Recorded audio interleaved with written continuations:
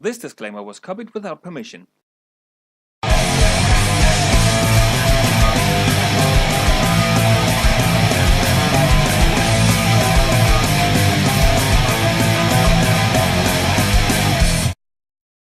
Cheers, quaffers, gustlers, swiggers, sippers, and all other good people out there. Hopswatch here, and I have bought this whole bunch of American beers to have something to review on video that would be more suited for an international audience. But since the videos are demanding a bit of time and work, I feel a bit stuck with these. But I guess I'll just have to start from one end and see when I'll get finished. I will of course need to change my nationality, learn a different language, which I know is very difficult, and move some thousands of kilometers away. And the annoying neighbors I as a Dane have to deal with would pretty much stay the same.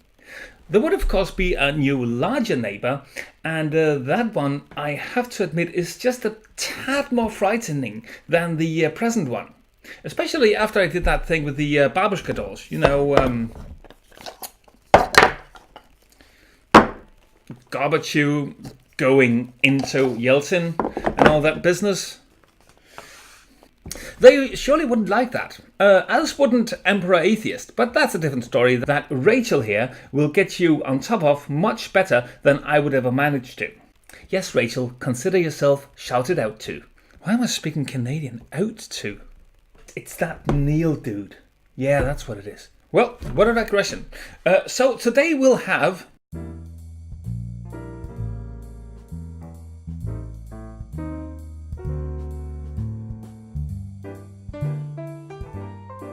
So I bought this beer some time ago in the Danish hipster supermarket Irma, or quality supermarket if you like. They're what you could call overpriced. They're not a discount supermarket.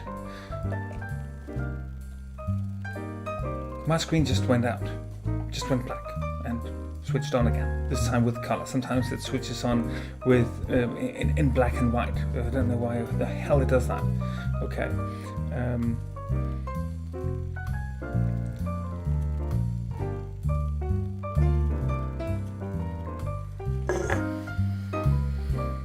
I almost already regret that I didn't put this into the dragon glass, because judging on the odor, this would actually deserve it.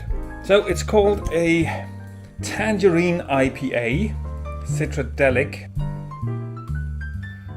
A very, very fruity odor, and hardly surprising, with notes of oranges and, well, tangerines, some soury notes, and there are some very, very nice sweet notes as well. And the orange oils are pretty dominant in the bouquet. Also, you've got your regular aromatic IPA hops, maybe just a tad of spices, Nels maybe, just a touch of Nels. So let's have a taste at it once I've bullied the beer for not having sufficient head. Not that it really matters. Most important thing, it tastes well. So let's have a go at it.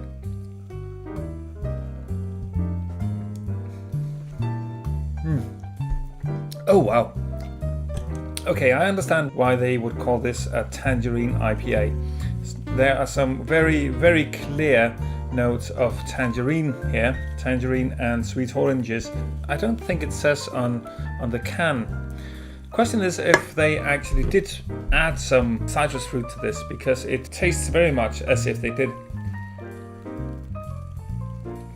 Here in Denmark, if you would put orange juice or tangerine extract or anything like that into a beer, it had to be declared on the can.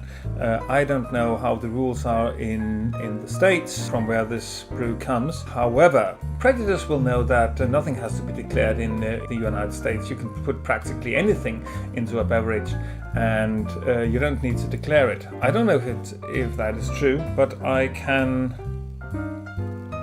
Nope. As far as I can see, it doesn't say. In Danish here, there's a small declaration, and it just says that it contains barley malt and hops. And the only thing that they actually need to declare for imported beers, as far as I understand it, are substances that can provoke allergies. So some very nice sweet fruit notes there. Good bitterness behind it.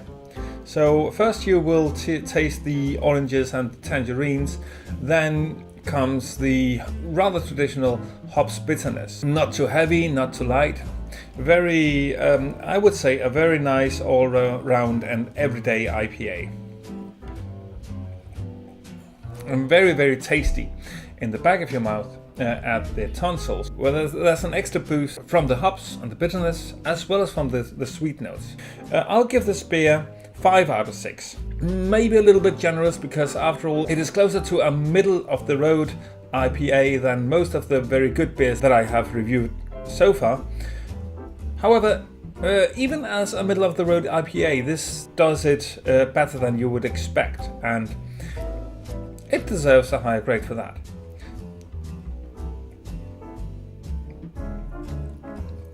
I tried some really wonderful things on the beer festival that I was at this Saturday, and you will get nowhere near that with anything that you'd find in a Danish supermarket, or at least only very rarely. Okay, so that will be all for this time. It would be really cool if you wanted to follow me on Twitter on Untapped, and if you read Danish, also read my Danish blog and follow me on Facebook. The latest thing I put on my blog was a long post about the beer festival that I attended this Saturday, the same day that I was interviewed by Neil the 604 Atheist. I'll link the description to that interview as well, and to the after party where I also participated. And I want to say a very special thanks to Neil for having me on his show. I hope you guys will have a look at it. I hope it will help you to get to know me a bit better. As I have mentioned earlier, I will be at the beer festival near Elsinore on the 4th of May. The beer festival also takes place on the 3rd of May, but I will only be there one day, as it is pretty far from where I live. Also, I do expect to be at the last beer festival in Lokomotivværkstedet, which the Danish beer enthusiasts are arranging on the 23rd through 25th of May. Which of the days I will be there is still not clear. I hope I can have a date for you when I will be attending in the next video. So that will be all for now. Always remember to drink responsibly, and until next time, cheers!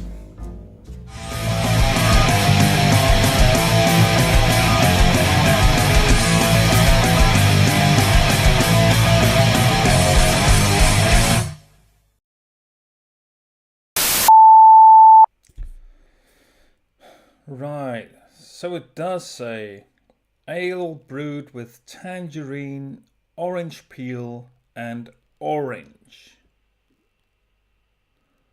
I just didn't see that because I'm fucking blind and an idiot.